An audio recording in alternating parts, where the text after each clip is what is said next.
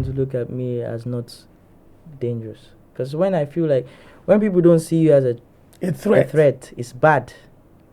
You're teaching me a new thing. There are lots of artists that are in that category. I'm sorry, and it's bad, honestly. When you're about to release music and your fellow artist nobody's shaking. And I'm seeing that, you announced it and everybody, Ben, release your thing. You understand? It's really bad. That's the way I get all my energy from. From the stage to the studio and to my desk. I am the energy god. And you can be one too. You're listening to Adeshokbe Live, the Afrobeats podcast. Ladies and gentlemen, boys and girls, welcome to a brand new edition of Adeshokbe Live, the official Afrobeats podcast. Of course, in the Afro Media Studios here in London. As always, I want to say big shout outs to everybody subscribing, liking, commenting, sharing. We appreciate the numbers. We're going up. Yeah. As I say, it's better for us to go up so we don't have to wait for nobody to promote our culture and we can do it by ourselves. Make sure you keep those subscriptions coming. And this is brought to you by the Energy God Energy Drink. Drink and be yourself for us, by us. 100% independent. We're trying to take Afrobeats to the world, and this is the official energy drink of Afrobeats. I said it. Anyway, joining me in the studio all the way from Lagos, Nigeria, is one of my favorite artists, one of my favorite characters, Trouble Child. Ladies and gentlemen, my brother, RUGER in the building. You know what? It looks like your money is starting to become too long because now RUGER is cool. Okay. Yeah, because I remember the last time we sat down together. That was 2021. Can you imagine? Yeah. Right now we're here. We thank God. We are growing. Do you know the funny thing? When I was coming into the studio today, I remembered the first time that we actually had a conversation on Instagram Live. Yeah. In 2020. I think it was early 2020 when your EP dropped. Yes. And I was coming to the studio that day. So I listened. When I finished having an Instagram Live with you, I jumped in the car and I kept playing the EP, and Bounce was, I played Bounce for almost 30 minutes by itself. Jesus Christ. And at that moment, Stream farm. I knew that, nah. You're stream farming. Yeah, I was stream farming for you. Thank so I was you. like, nah, there's something here. Mm-hmm. It's been a couple of years in the industry. Yeah. First of all, you're looking good. How do you feel? Well, I owe it to God, first of all, I owe it to God, and I owe it to everyone that actually loves me for real. You understand? That loves my sound, that loves my music, that, supports me in every way they can. The media and everything, people like you that, that just do it for the love of the culture, that's just all about it. It's just all love still. Yeah. Listen, 2023 has been an incredible year for RUGER. Yes. You toured Europe, you toured the United States of America. Toured Canada. Yeah. Let's first of all talk about getting a phone call earlier this year that tours were about to happen. When you heard that it was about to kick off, talk to me about the state of mind that you had coming from just breaking into the industry 2 or 3 years ago. I remember, when I first knew that I was about to go on tour, my manager just texted me and said, yo, RUGER, just post a picture and add Europe, April. And I was like, what's happening? Yeah, we're about to go on tour. And I was like, with what album? Because almost every artist, they must drop an album before, they step outside. But doing this without an album was I was kind of scared at first. I was like, how's this gonna work? How's it gonna happen? Then I said, okay, now maybe I don't have the facility to take a band with me. I have to prepare for this. I had to go back into the studio, record live with band members, make sure that they created the right syncopations for every song, made every song longer and more enjoyable, and take my voice out of it. Then I sing it live. So the DJ is playing the syncopations from the live band, and I'm just singing live on it. And I practiced and made sure that my voice was really perfect and bouncing on each and every beat. That's how I got ready. Let me tell you, listen, I've spoken to everybody that cared to listen about the fact that RUGER in recent years is the first artist that I've seen. I think I saw Fireboy also do it. Shout out to Fireboy. To perform on live instrumentations of your music and performing each track till it fades. Talk to me about rehearsal. What was rehearsal like, and how much did you have to put into that rehearsal to do that every night on road this year? I love it because that's the kind of thing I like. I grew up in the church, so I was in a choir. So most of the times we were like doing vigils, night vigils, just creating different kind of music. Just sleepy, you wake up, you hear different type of sounds again. You understand what I'm saying? I was that church rat. Do you understand what I'm saying? So I feel like it's just because it's a part of me, and I'm a perfectionist. So I don't care how long it takes. I make sure that I get the right thing, and when I get the right thing, I make sure I enjoy myself performing it. That's it. Listen, Europe was a different experience. Shout out to our brother. You were there. Afrobeats, Henry, the trouble guy. I witnessed cities like Oslo, Barcelona, Amsterdam. Bro, so let's talk about being on the road. A lot of people have a feeling that touring for a musician is almost like a party, is an enjoyable thing. Talk about the experience of waiting to get into your hotel, traveling 5-6 hours by bus sometimes, catching a flight when you just got off stage. Yeah. Talk to me about those experiences. First of all, you just have to be healthy to just be in that type of position in this life as an artist. And I know some artists that have to just cut their shows off because of health issues, because it's not easy to do this thing back to back. Many times, after the show, we're going back to just get our bags straight to the next city. I remember Barcelona, which was the last city.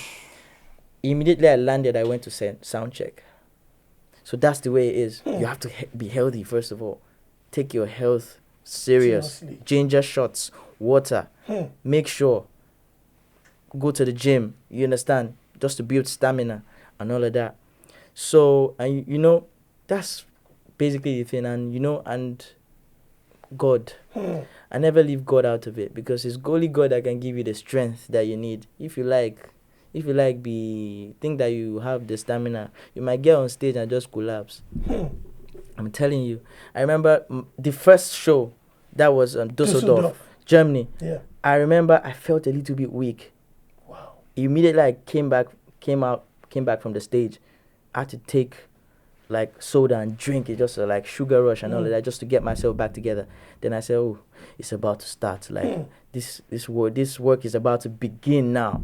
Then I made myself ready. Actually, it's not all bliss on the road. It's not always but there's a lot of things that happen behind closed doors, a lot of fights. Facts. Because I'm very particular about how my sound has to be. Do you understand?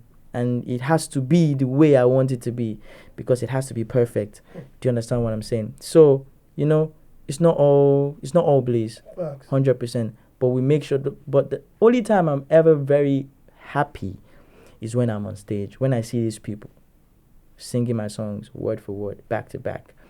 That's what makes me happy. That's when I know, okay, all the shouts, all the anger I've displayed backstage, all the anger I've displayed during the sound check, was worth it. So yeah, that's what makes me happy. At the end of every show, you did something that was also unique.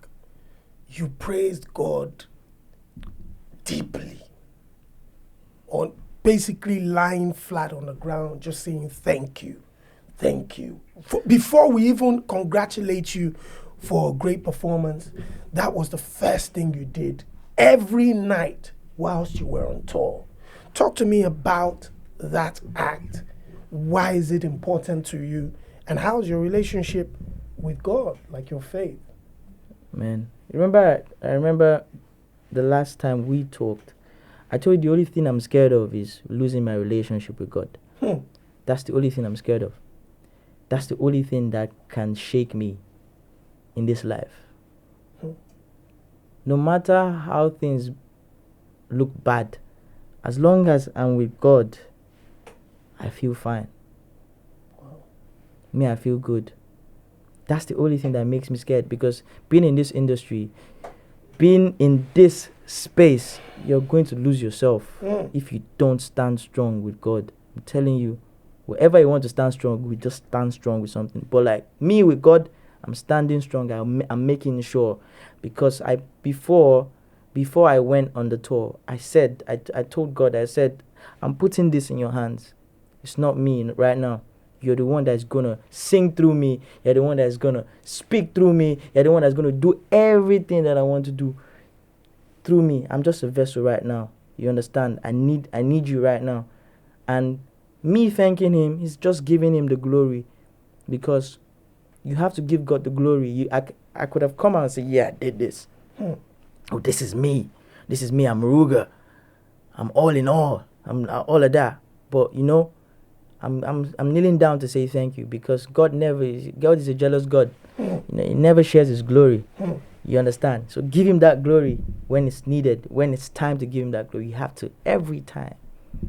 You understand? Now, your fans, the relationship with your fans is a very cordial relationship. 100%. Not only is it the energy that you guys are giving when you come on stage and you start singing and people are singing back to you, but you also bring people on stage to dance and just to party, be a part of that experience. Talk to me about the relationship between you and your fans, how important the fans are to Ruger's growth and success so far. It's very important for me. That's why you see me most of the times. I could just spend like 15 minutes talking to these people and just asking how they're doing. I could just ask, oh, how are you feeling? Or are you having a good time at all? What's up? Or I just ask, I'll just be on stage, I'll just be like, when was your last relationship? Talk to me. What happened? Do you understand? They talk to me because they know that that's what I bring on stage, because I'm very real and raw. I'm very raw. I never like censor my words. I make sure I speak how I want to speak. Do you understand? Because this is how I'm feeling inside. So it's important, because that's the only thing that literally like actually makes me happy. You know, my song don't have to top charts before I feel happy about my release. What makes me happy is when I go on that stage and they're singing it back to me. That's my success. Because I know there are people that will listen to this song for a lifetime. Because they love it. Do you understand? If the majority is not loving it, my fans are loving it. The people that love the name Ruger, they love it. So that's what makes me happy.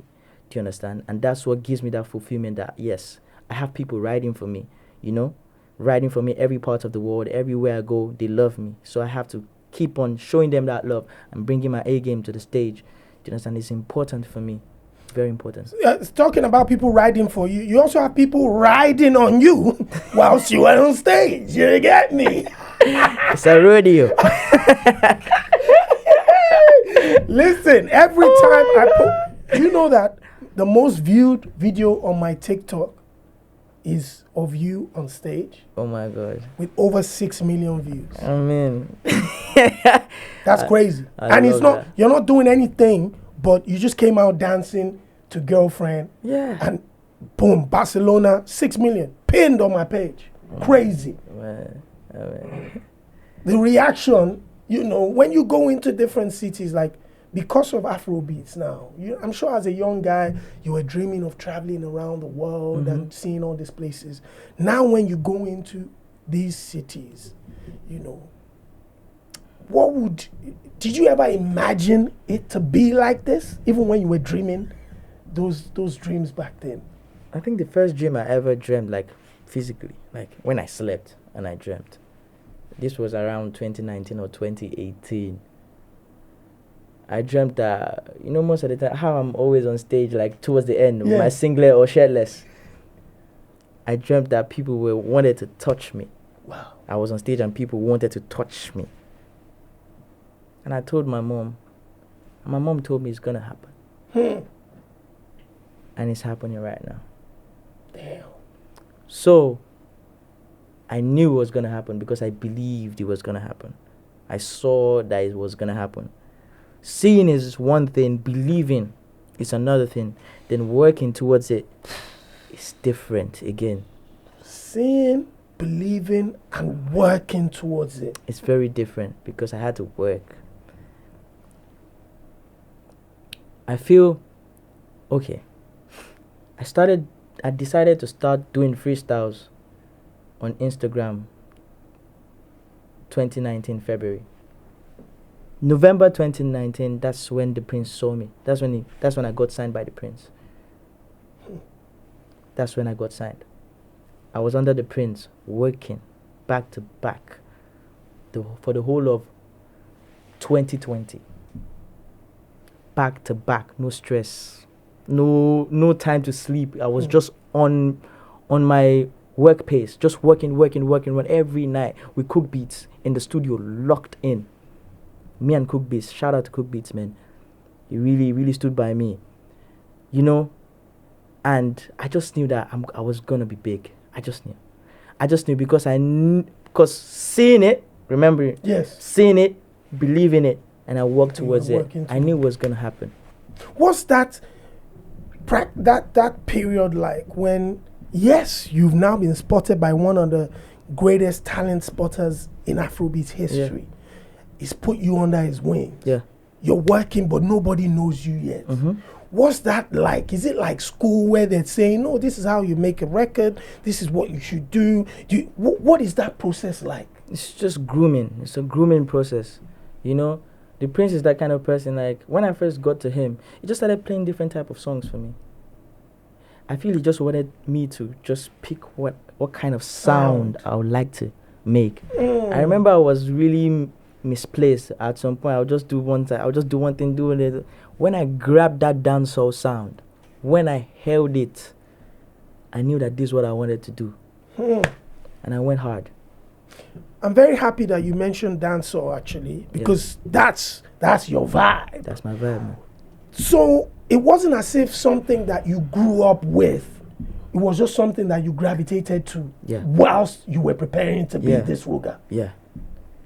You know, like when I started making music, I was just on the normal, you know, Afrobeats, all of that thing. But the reason why I think dancehall built up in me unconsciously was because my dad always listened to dancehall music and reggae. And at that time, if we were going to parties, our street parties was mainly dancehall music. So I think that just built up in my head, and I was able to just do the patois thing. I never knew I could do patois like that. I don't think I can just sit down with a Jamaican person and just communicate in patois just like that. But I can make it in music. That's it. Wow. Talk to me about, you mentioned your family in private quarters and conversations with me. Talk to me about the family, man. How now being in a position where you could do things for your family, you know, provide for them, take care of them. What's that like, and how has that changed? It feels good, I swear. It feels really good. I'm really happy for myself. I'm happy for my family because I know where we were. You understand? Now we're doing good. I don't have to go into details. We're doing good. Everybody's doing nice. We're doing good. Listen, let's talk about this. Rule the World. Oh my God. This album, we've been waiting for this album for months. I ain't gonna lie to you. You know, I've been on you know, shout out to my brother Sean, Seven, the whole team. I've been on that because they put me on that this album was almost ready for months, since May or something. Yeah. Talk to me about this album. First of all, what was the mindset going into it, and how long did it take you to prepare this for the world? Well, the mindset going into this album was just be me. talk about anything I want to talk about without mincing my words. Talk about my experiences. Talk about how my life is right now. Do you understand? And I feel like that's the way every music artist should do music, because if you go into the studio looking for a jam, which a lot of people make the mistake. You might miss it. I'm not saying it's not going to work. It might work, but you might miss it also. I think the percentage and the ratio is not 50-50. It's 80-20. Yep. It's 80-20. I'm moving at my own pace with my own sounds. You can't say any of the sounds that are there sound like what anybody has released this year. Because I'm moving at my own pace. I'm saying what is in my head. I'm not saying what is in another person's head. I'm not living another person's story. It's just what is in my head. You know, I decided to start recording this album, I think, last year.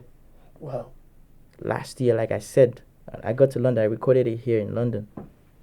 September last year. You know, I was coming from America. I didn't even know that I was about to record I just posted. You see, I just posted on my Instagram story and I said album 2023, and I was not even ready, honestly. But you put yourself. I didn't have the song. You know, I like to put myself on a race. I like to do that. I like to give myself my own competition and just say, okay, I like to pressure myself.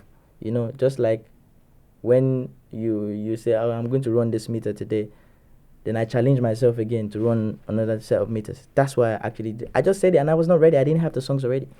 Came to London immediately. 2 weeks. Recorded crazy songs. Crazy songs with crazy producers. Crazy producers. That A&R that put those sessions together.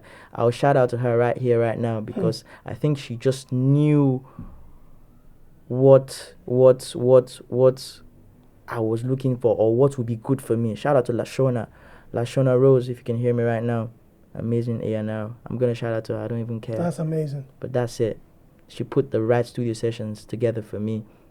You know, and Cooks was here too. You know, so Cooks was overseeing everything. So it wasn't only your producer; it was like an executive producer. Yeah, it was there. The night I finished recording Ashiwaju, the same night, Lashona had put another session for me with Kid Paris. I recorded Boy Toy that same night. Wow.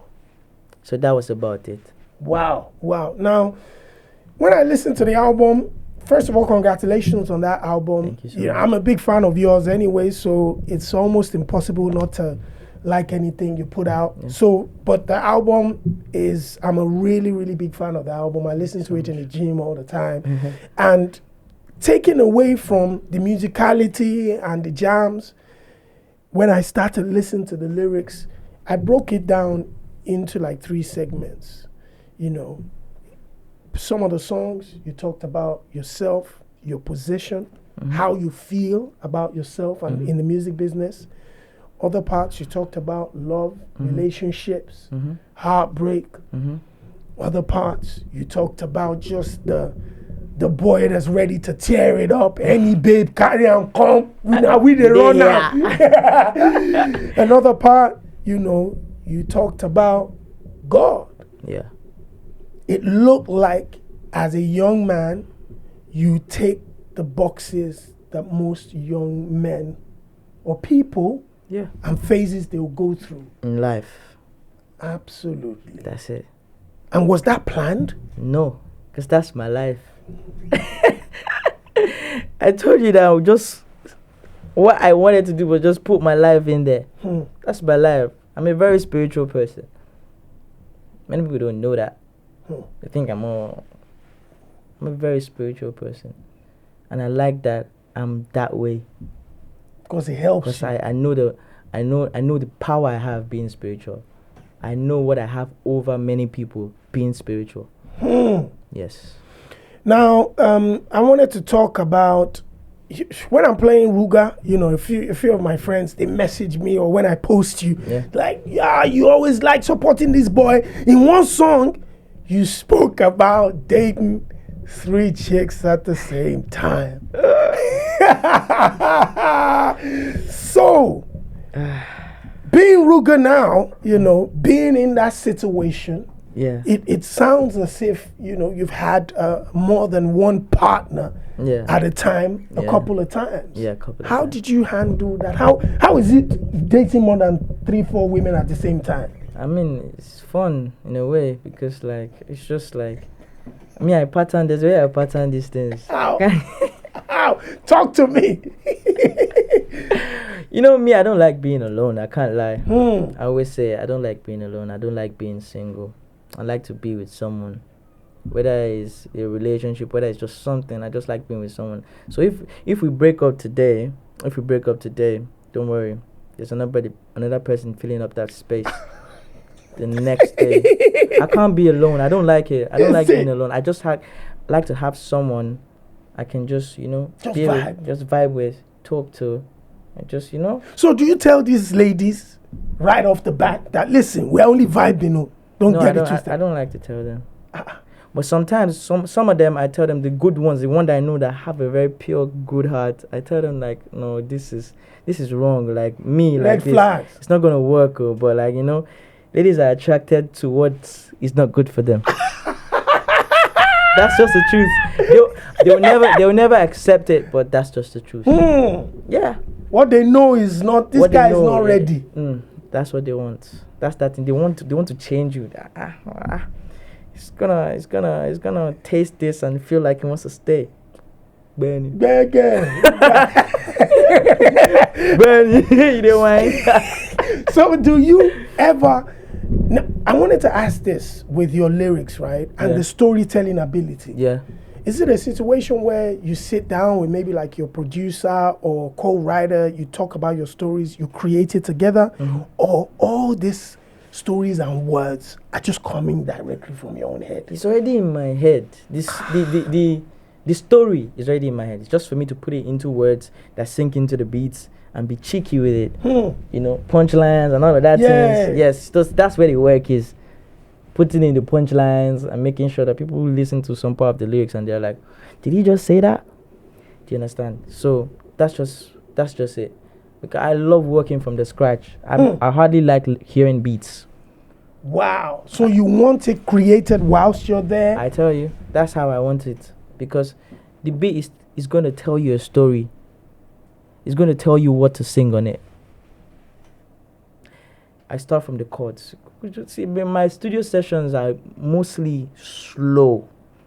Because start with the chords. I could just sing and go for like 1 hour before you can start putting the bounce on itself.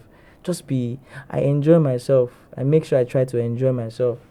Just to, in as much as I don't really like being in the studio, but when I'm there, I make sure I make good use of it. I don't like wasting studio sessions. A lot of people waste studio sessions. Me, I don't like wasting it. So that's why I don't go there every time. I could stay like 5 months without smelling a studio. Do you have a studio in your house? I don't have a something? studio in my house because I don't like being in there like that. Why? I don't know. It feels like work. Yeah. So I like to just experience life, knowing that I like to feel like I'm not an artist, so that I can experience things like normal human stuff. beings do. Okay, now I'm just understanding myself right now. Thank you for inviting me here because I'm just understanding myself. I like to live a normal life. Then I remember, I'm an artist. I have to record. I go into the studio. Go to work. Back to back. And that's how you get the Yes. best out. Yes. And it works for you. That works for you. Now, I wanted to ask, with the Prince, at the beginning, I know he was like heavily involved, being with you, recording. Yeah. I know you even told me the story about when you recorded Bounce. It's like, damn, who pissed you off type of stuff. Yeah. What's it like? The Prince is definitely one of the most successful label bosses on the continent now. Is making crazy money. I see my brother shining. Like when I see him, it's like in Paris, LA. Jeffrey. What is it like with him now? Is it still the same? Like he's in the studio with you, or he trusts your judgment and the team a lot more? Right now, he knows that the boy is a man now. So he trusts my judgment. I was with him before I came here. I came here from where he was staying, like it's in London right now. You know, he's a quiet type. He doesn't really like talking like that. So I was with him. We're just talking, telling me the next step I have to go into. So he just has to just tell me. You know, most of the time, just remind me, this is what we're going for, and I just go. He knows how I am. I attack. And it's time to go. I attack. Boom. Now, Ashiwaju December just completely became the anthem that rolled into 2023. It's like it almost became like an anthem for every individual trying to be ahead and to make their stamp. Till now. But it also felt like it was a personal message. Yes. It is everything. A personal message, a vibey song, an interesting song, also a personal message, because like I don't want anyone to look at me as not dangerous. Because when I feel like, when people don't see you as a threat, it's bad. You're teaching me a new thing. There are lots of artists that are in that category. I'm sorry, and it's bad, honestly. When you're about to release music and your fellow artist shaking. Nobody's shaking. And I'm seeing that, you announced it and everybody, Ben, release your thing. You understand? It's really bad. You have to make yourself a threat. You have to, people have to be anticipating that, waiting, like they want to hear. Whether it's good or bad, the fact that they are waiting to hear your nonsense, that's the level I'm on right now.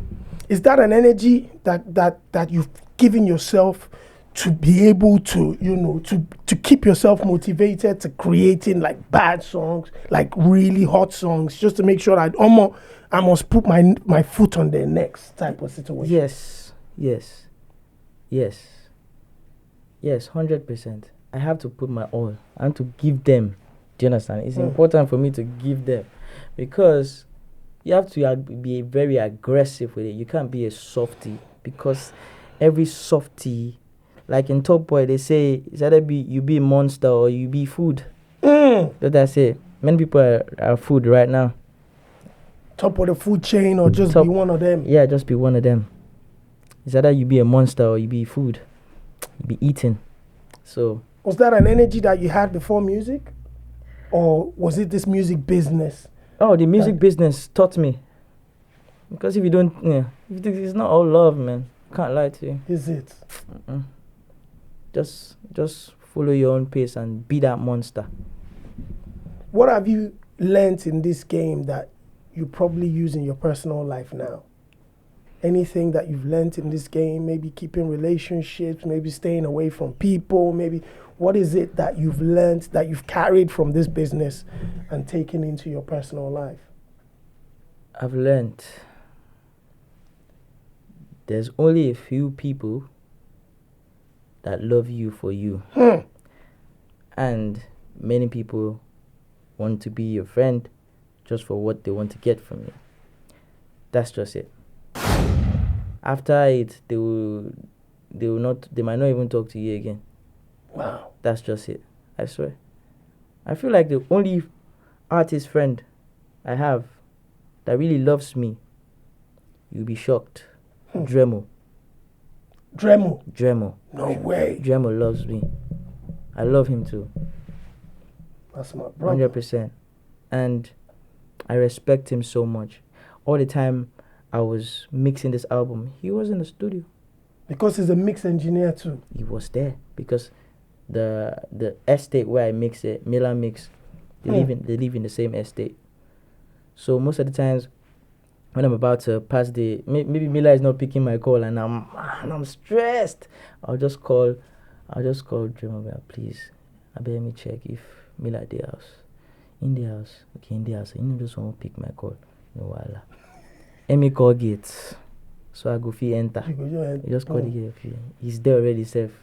Wow. Enter. Just genuine. Where did you guys connect? I don't know how we connected. Honestly, I can't explain how we connected, but we just connected. It just happened. And that's the way I like my friendships. I want it to flow. I hardly like letting someone introduce me to people. Let it just flow. You know, I've been disappointed many times being introduced to people. No way. And you will tell from my face that I'm not riding with you right now. You just tell I'm straight up. And we end the discussion there and whatever meeting we're having. Man, I just like me liking someone. I mean, if I like someone before I tolerate. I tolerate a lot. Me, when I like someone, I would tolerate you till no problem. On a day together. Till I can't, and I say, Omo, this one done did too much. Yeah, that's the way I am. I like to give people that. And if I like nothing, maybe like my DJ right now. Yeah. Obas. Shout out to DJ Obas.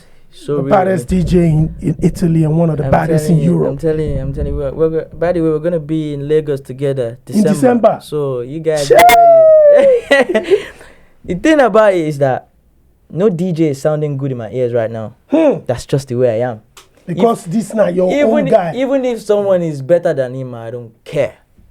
You're riding with your own. Except say tomorrow you fuck up. You understand? I'm saying it right in front of him. Yeah. Maybe tomorrow you fuck up, you know? Then matter will change. But right now, no, I don't rate anybody. That's just the way I am with people that I love. That's it. Now, you and I also have one thing in common. Sadly, we are Manchester United followers. The last match was good though. It's okay. No, it's okay. Yeah, but where do we even want to talk about this problem? What's the problem? How do we get out of it? I don't know. I don't even know the problem like this now. I don't know where the problem is going. I don't know if it's the players, if it's the coach. I don't know if it's the management, if it's something. Man is just down right now. We're just down. We're down.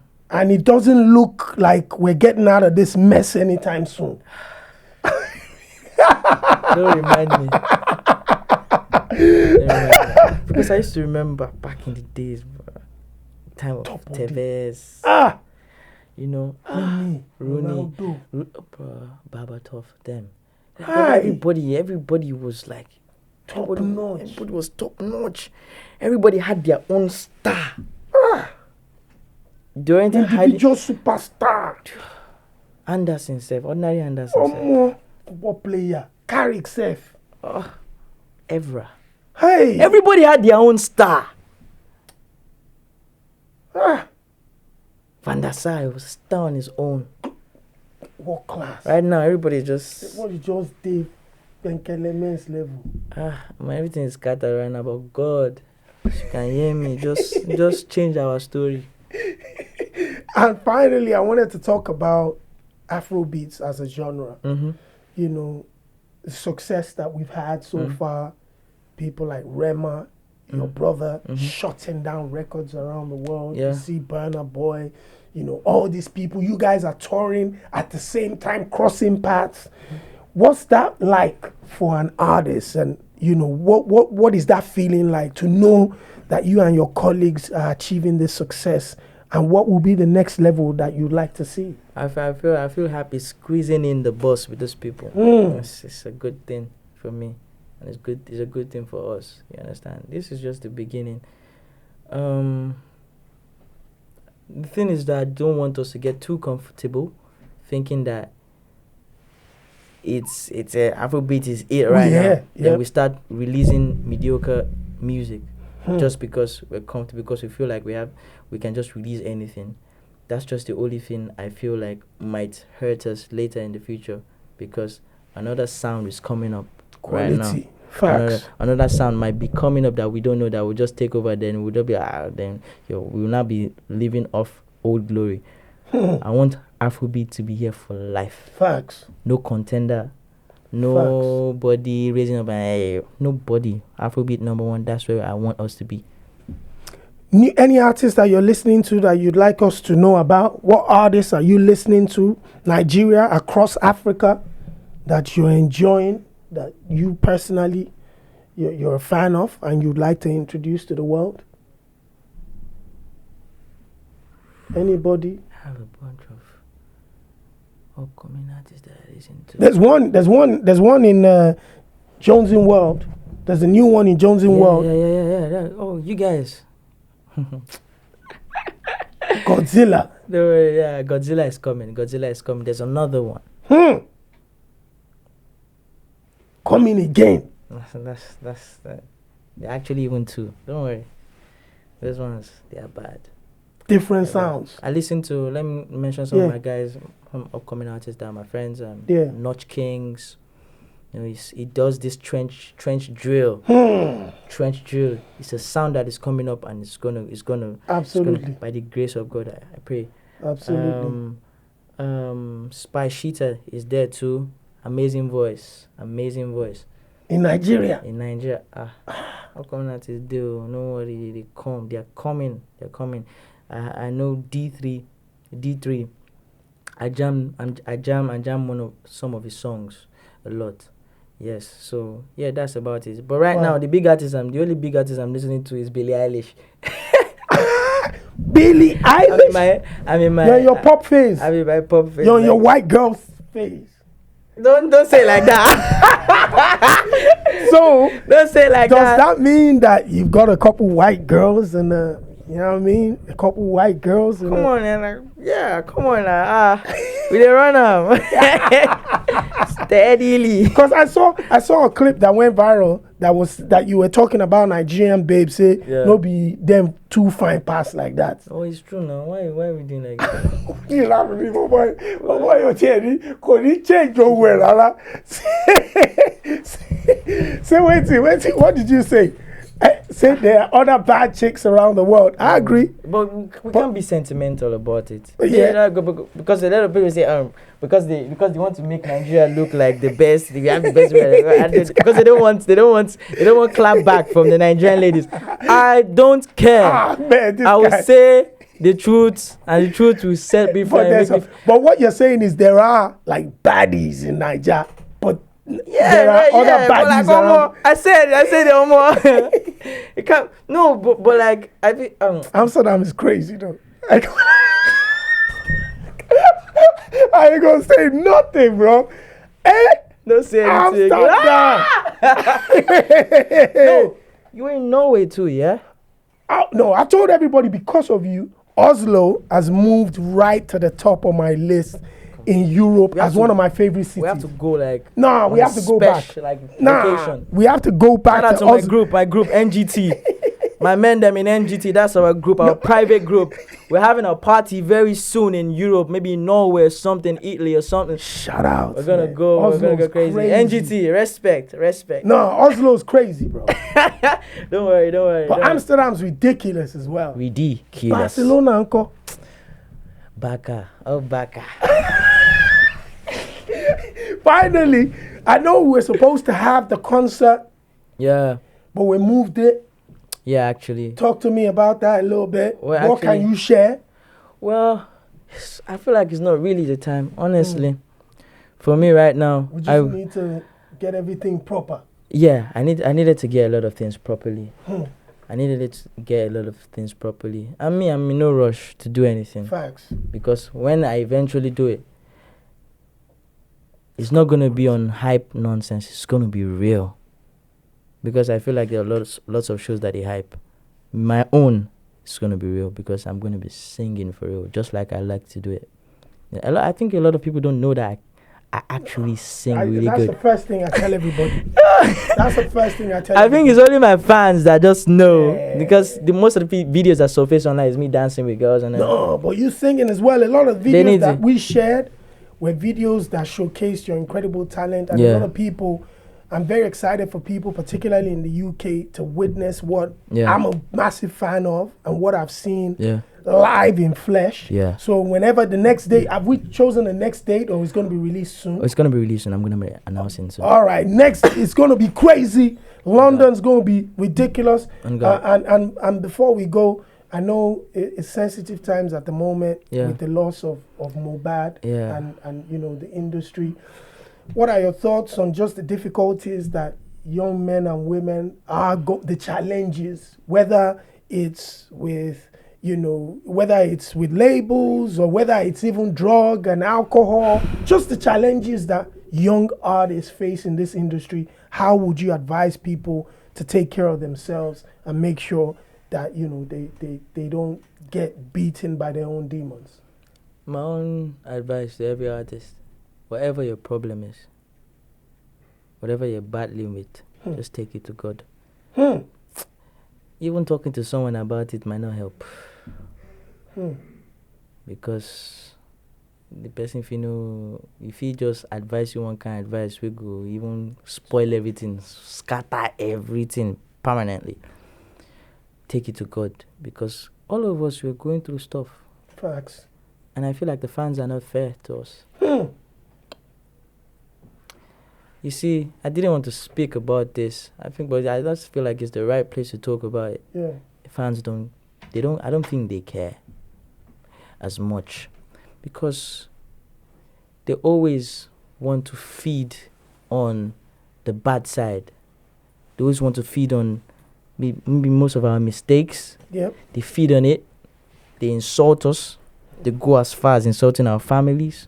They go as far as insulting our like coming for our private lives. And it's not fair. And that can affect someone mentally. It's not fair. You're human beings. Whatever, I don't know whether the label was Mohbad's problem or not. I just want you all to know that not only the label was his problem. Yeah. The fans were his problem too. The fans added to it, because as soon as he's left the label, I don't think people continued listening to him anymore. People showed love like that. You understand what I'm saying? So I feel like if they kept the energy, I feel like they were attached to the label, like, okay, he's a Malian and all of that. They were just attached to the fact that he was a Malian. He was part of that. Then when he left that, so didn't you guys love him for his music? So what did you love him for? Did you love him because he was a Malian? So that's the question we have to be asking ourselves. We are at fault for this. The fans, the ones that are acting all aggressive and all of that and shouting, you're at fault too, bro. Facts. So let's just accept that and wish the guy rests in peace. And you guys should stop stressing the guy's spirit with all these lies that I'm seeing on the internet. That someone is talking to Fimi Lejo. Mohbad nicking something. That thing vexed me. Oh my boy, that was very irritating. I'm not even saying Yeah. no, just end them. Yeah. They don't use and catch cruise, and it's really annoying. Don't try it, I swear to God. I can slap somebody for it. And even God can definitely come hard on people. Don't worry, let's continue. God will meet, all of us will meet God. Facts. That's why whatever I say, you like it or you don't like it, it's your problem. My own relationship, my own wala is with God. Whatever I say here that is wrong, because Nigerians, what Nigerians do, you say whatever you say, whether right or wrong, one mumu will just come and say, no, I don't agree with this thing you're saying. It's like that. But nevertheless, I'll say whatever I want to say and let God judge if I'm right or wrong. Enjoy yourself. On that note, ladies and gentlemen, my incredible guest, the superstar all the way from Lagos, Nigeria, rule the world. Are you saying? This was fun, man. Every time, always. Always, my brother. The Afrobeats Podcast. Right.